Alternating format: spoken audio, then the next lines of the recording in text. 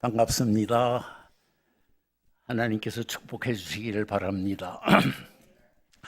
오늘 어린이 주일인데 우리 성가대에서 부르는 찬송을 듣고 저는 참 많이 눈물을 흘렸습니다. 감사합니다. 우리 교회에 어린이들이 없어서 했는데 금년에 하나님께서 10명 이상의 어린이들을 보내주신 거 감사합니다. 우리 오늘 어린이 주일을 향해서 제가 한번 기도드리겠습니다. 전능하신 하나님 아버지, 하나님께서 저희들을 사랑하셔서 이 땅에서 우리들의 후손들을 이어갈 수 있는 어린이들을 우리 각 가정에 주셔서 하나님의 은혜 가운데 받게 하신 것을 감사를 드립니다. 이 시간에 기도하옵기는 우리 교회 온 성도님들 가정에 어린이들, 손자, 손녀들 모두 하나님께서 안수하시고 축복하셔서 건강하게, 지혜롭게, 믿음 안에서 하나님의 축복으로 잘 자라서 우리 참 하나님께서 쓰실 만한 좋은 인물들로 훌륭하게 자라도록 다 축복하여 주시옵소서. 또 특별히 우리 목사님과 17명의 성도들이 페루에 선교를 갔는데 오늘도 그 예배 중에 하나님께서 임재하셔서 큰 영광 받으시고 은혜를 베푸셔서 모두 건강하게 하시고 간 은혜 가운데 선교를 잘하고 많은 복음의 열매를 맺고 돌아오실 수 있도록 인도하여 주시옵소서. 지금 우리는 말씀 앞에 섰습니다. 종으로 하여금 하나님이 원하시는 말씀을 증거할 수 있도록 은혜 내려 주시기 원합니다. 감사하고 예수님 이름으로 기도드립니다. 아멘. 오늘은 부활절 후 네 번째 주일이라고 그랬습니다. 저는 이 말씀을 생각하면서 예수님께서 십자가에 달려 돌아가시지 아니하면 부활도 없고 승천도 없고 장차 하늘나라에서 오시는 일도 없을 것 같습니다. 예수님의 고난을 통해서 이와 같은 이 큰 일들이 일어났다고 하는 것을 먼저 기억을 합니다. 오늘 제가 말씀드리려고 하는 것은 여러분 본문의 말씀은 다 아마 잘 아시겠고 암송도 하실 줄 아는데 모르시는 분은 오늘을 계기로 해서 그 말씀을 꼭 암송하시고 마음에 새길 수 있기를 바랍니다. 우리 같이 한번 15절의 말씀을 같이 한번 보지 않고도 다르지요. 저게 나오시니까 우리 같은 목소리로 한번 우리 신앙 고백처럼 해봅시다. 환난 날에 나를 부르라. 내가 너를 건지리니 네가 나를 영화롭게 하리라. 오늘 나오신 우리 여러분들에게 그대로 되기를 바랍니다. 오늘 제가 말씀드리려고 하는 그 제목은 어려운 역경은 기회다 하는 그런 말씀인데, 이 말씀은 믿지 않는 사람들은 이해할 수 없는 하나의 파라독스, 역설적인 이야기입니다. 그렇지만 우리 믿는 사람에게는 확실한 사실입니다. 그것을 오늘 우리가 맺기를 바랍니다. 이제 우리가 읽은 말씀이 바로 그 말씀 안에 있습니다. 어려운 역경이라고 하는 것은 뭐 우리가 일일이 설명하지 않더라도 오늘 우리가 사는 이 세상에는 여러 가지 어려운 일들이 많이 있죠. 불행한 일, 슬픈 일, 또 천재지변, 또 전쟁, 여러 가지 어려운 일들이 많이 있는데 특별히 우리가 성장한 우리 한국 조국에는 그것이 오늘 당면한 문제입니다. 언제 전쟁이 날지 모른다. 또 이제 내일 모레면은 우리나라에 지도자를 선출한다 하는 그 시점에서 많은 사람들이 기도하고 염려하고 걱정을 많이 하고 있습니다. 아마 우리 역사상에서 오늘날 같이 우리 한국 사람들이 어려움을 당하는 것은 처음이 아닌가 이렇게 생각합니다. 그런데 이러한 모든 어려움은 어려운 역경이다 한마디로 표시할 수가 있습니다. 어려운 역경이 왜 일어나느냐 하는 아틀란타에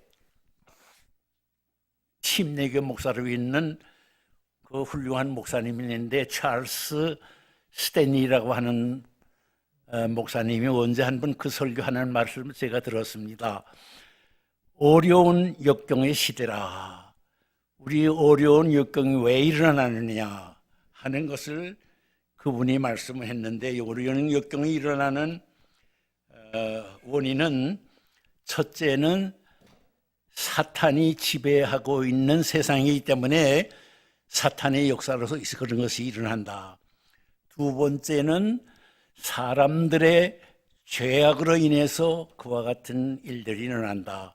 세 번째는 나 자신의 잘못, 죄 때문에 이러한 그 환난과 어려운 역경이 우리에게 닥쳤다 하는 그런 말씀을 하는 소리를 들었습니다.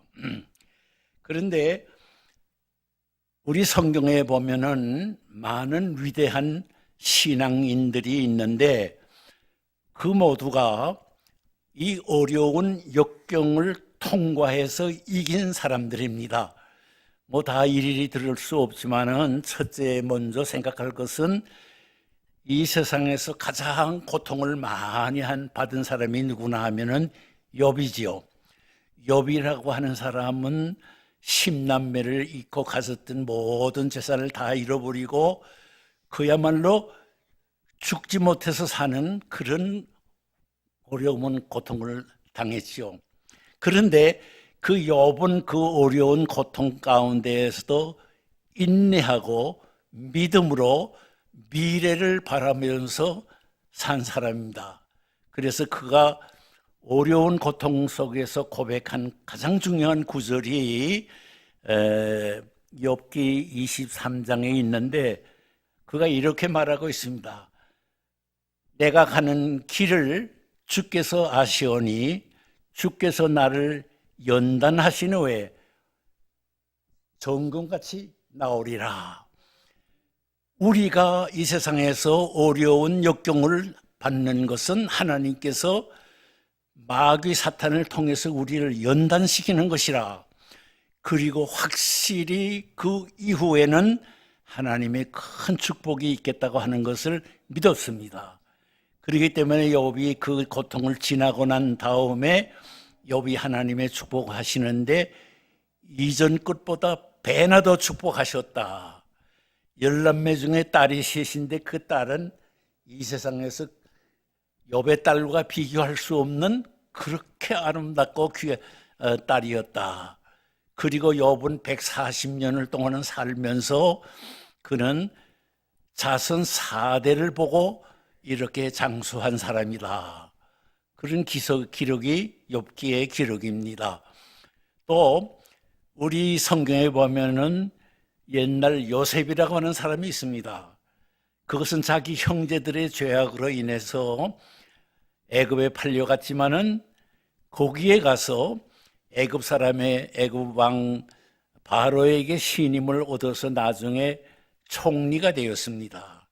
그래서 그 바로가 애굽 요셉을 볼 때에 그가 너무 용리하고 신통하기 때문에 하나님의 영에 감동된 사람이다. 이방 믿지 않는 바로가 요셉에게 그렇게 칭찬을 했습니다. 하나님의 감동을 받는 사람이 요셉이 어려운 역경을 통해서 됐습니다. 이것이 역경을 통한 축복입니다. 여기 이제 두 대를 더 붙인다면 어려운 역경은 우리가 좋은 기회요. 하나님을 만나고 하나님의 축복을 받는 기회가 된다. 우리 가운데 그런 어려운 일을 당하지 않는 분이 누가 있습니까? 과거에도 당했고 또 지금도 어려운 역경을 당하시는 분들이 이 상황이기 때문에 우리는 어쩔 수 없이 그러한 환난과 어려움을 짓고 있는 것입니다. 그러나 그 모든 어려운 역경은 믿지 않는 사람과 다릅니다. 왜냐하면 어려운 역경이 있을 때에 우리가 하나님을 만날 수 있는 기회가 된다는 것입니다. 그렇기 때문에 또 만나면은 하나님의 크신 은혜와 축복을 받게 된다고 하는 것이 우리의 신앙입니다. 그래서 그 목사님 하시는 말씀이 우리 믿는 사람들은 어려운 역경이 있을 때에 낙심하지 말라, 또 후회하지 말라, 원망하지 말라, 근심하지 말라. 그 어려운 역경 배후에는 하나님의 큰 축복이 있다. 그렇게 얘기를 했습니다. 우리 이 시간에 또 같이 한번 찬송 부르고 싶은데요. 382장의 찬송을 한번 부르십시다. 이 찬송을 왜 제가 부르나 하면은 우리나라에 지금 어려운 역경 속에 책임을 지고 있는 황교안 총리가 그 부인이 그 남편이 너무 고생을 하고 박근혜 대통령이 어려움을 당하고 있으니까 두 손목을 줍고 노래를 부르는데 이 노래를 불러요. 제가 이 노래를 부를 때 크게 감명을 받았고 또 정말 눈물을 흘리면서 우리나라를 기억해 주십시오 하는 기도를 하면서 했습니다. 제가 그거에 감동받았기 때문에 오늘 그 찬송 한번 부르겠습니다. 382장의 말씀입니다.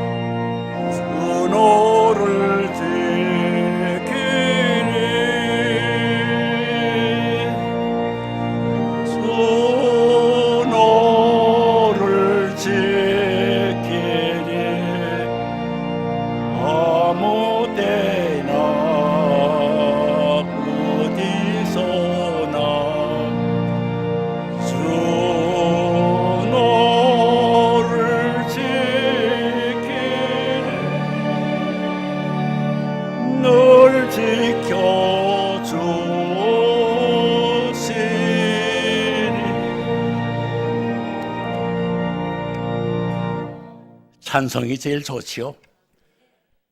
여러분 말대로 어려운 일이 있을 때마다 손목 잡고 이 노래를 부르시기 바랍니다.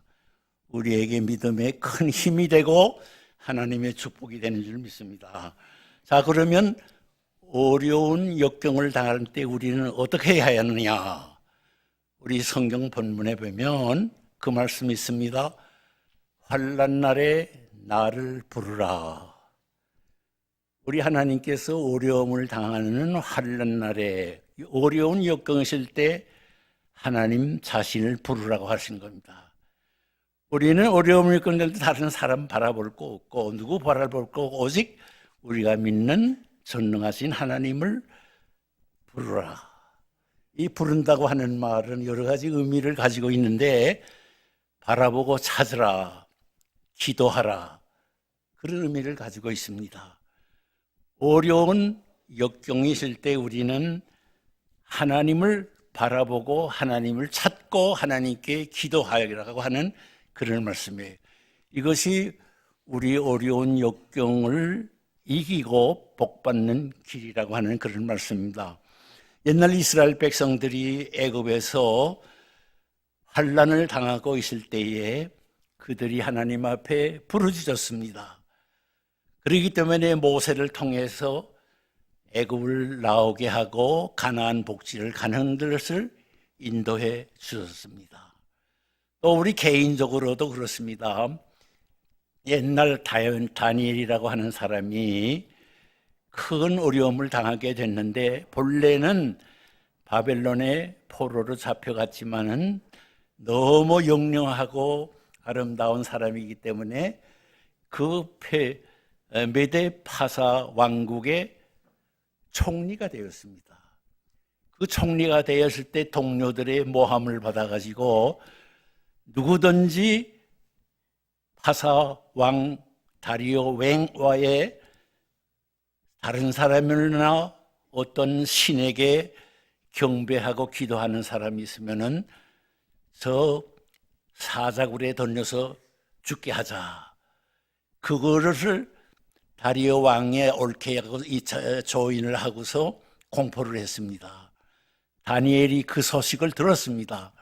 다니엘은 그 소식을 듣고 이거는 내게 향한 것이다 하는 것은 틀림없고 그 다음에 낙심하지 않고 어떻게 다른 데로 도망가지도 않고 자기 집에 돌아가서 집에서 예루살렘을 향한 창문을 열어놓고 옛날 하던 대로 하루에 3번씩 기도했다고 합니다. 그 결과는 어떻게 됐습니까? 사자굴에 던져졌습니다. 그러나 하나님께서 사자의 입을 막으셨고 거기에서 살아났습니다. 이것이 기도의 위력이에요. 이렇게 함으로 인해서 다니엘이 그 가운데에서 살아났다고 하는 역사가 있습니다. 그 외에도 기도의 사람들이 우리 성경에 여러 사람이 있는데 제가 옛날 대구에서 다니던 대구 삼덕교회 홍대희 목사님이 그런 말씀을 한 번 하는 소리 들었습니다. 기도는 만능이다. 기도는 우리가 하지만 기도는 하나님께서 우리의 믿는 사람에게 주신 은사요, 특권이다. 하나님 믿는 사람만이 기도할 수 있기 때문에 특권이라고 그랬어요. 그런데 우리 믿는 사람들이 기도하면 하나님께서 인간이 이해할 수 없는 초자연적인 능력으로 그 기도를 들어주시고 역사하시고 문제를 해결해 주시고 축복하신다. 그렇기 때문에 기도 만능이라. 우리 다 같이 한번 해볼까요? 기도 만능. 우리 그대로 하실 수 있기를 바랍니다. 요새 기도하는 거 보면은 우리 제가 관계하는 선교회 가보면은 같이 기도하자고 그래요. 기도하자고 할 때 그 아주 특별한 기도를 합니다. 주여 하는 삼창을 하자고 그래요.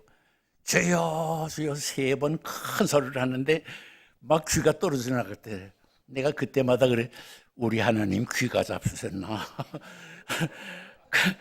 그렇게 기도를 하는데 물론 그 기도도 좋은 기도이지만은 조용히 앉아서 고요히 자기 속의 심령에서 하나님과 속삭이는 그 기도, 나는 그 더욱 중요하다 생각합니다.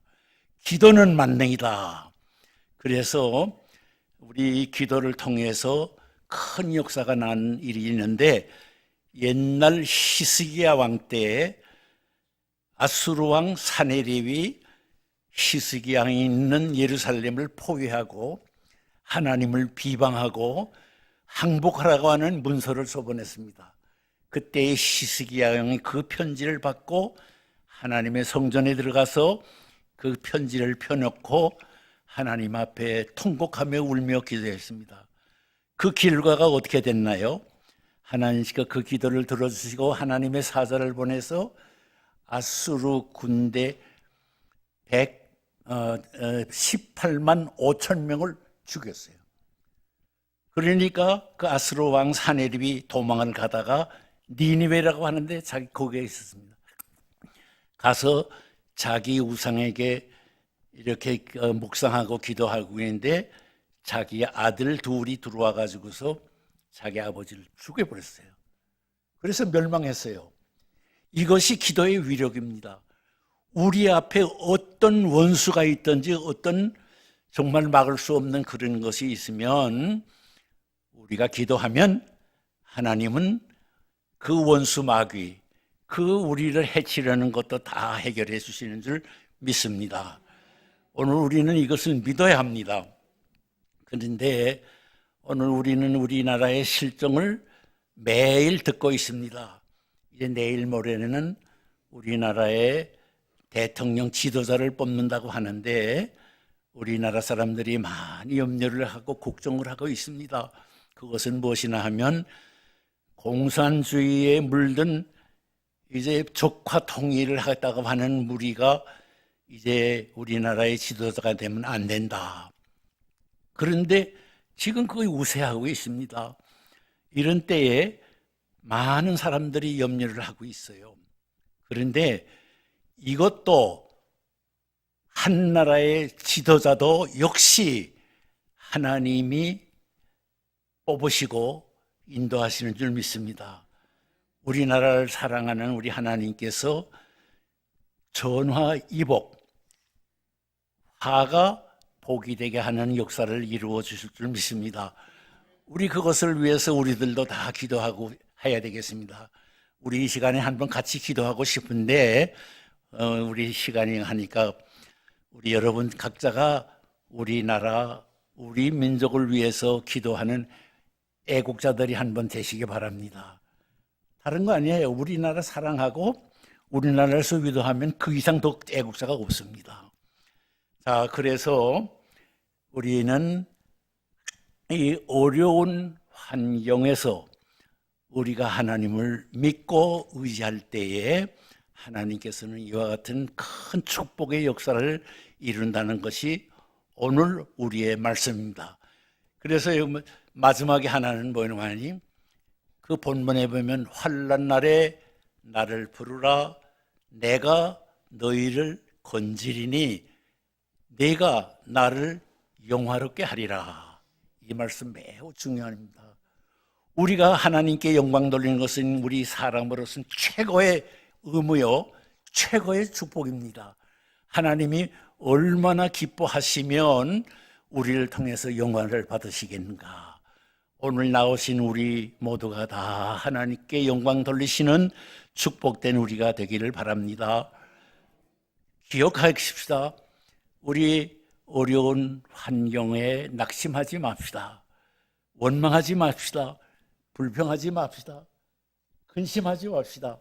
이제 부른 찬송을 부르면서 이 어려운 환경에서 우리는 하나님의 축복을 받는 우리 교회의 온 성도님들 되시기를 주님의 이름으로 축원합니다. 기도드리겠습니다. 전능하신 하나님 아버지, 오늘 믿음으로 주의 전에 나와서 예배드리는 성도님들, 이제 말씀 그대로 이 환난의 세상에서 어려운 역경을 겪어가면서 사는 우리들에게 이제 말씀 그대로 역경 배후에는 하나님의 축복이 있다는 것을 믿고 믿음으로 승리하는 우리 모두 되게 하여 주시옵소서. 예수님의 이름으로 감사하며 기도드립니다. 아멘.